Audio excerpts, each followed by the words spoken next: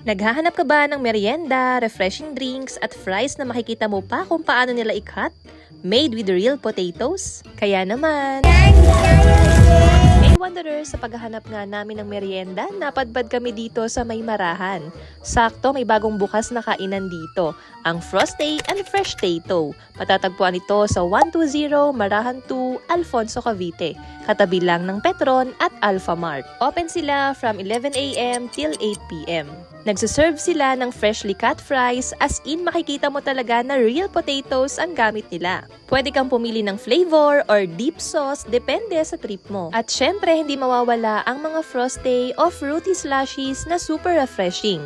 Iba't ibang flavor pa gaya ng mango, green apple at lychee na nag-iiba pa araw-araw. For the price, ayan, you can pause the screen.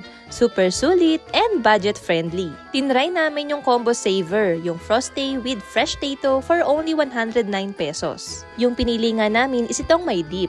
Yung fries nila may crunch at malambot sa loob. Perfect partner pa itong kanilang Frosty. Ayan, solve na nga ang merienda ng mga person. Huy! Kaya kung gusto nyong mag-chill, mag-merienda, or mag-hangout with friends, punta na sa Frosty and Fresh Tato dito sa Marahan 2, Alfonso, Cavite. Kung may gusto pa kayong ipa-feature na kainan dito sa Alfonso, just comment down below. Don't forget to like, share, and follow para sa mga bagong food finds and local spots. Alam nyo na! See you here, Wanderers!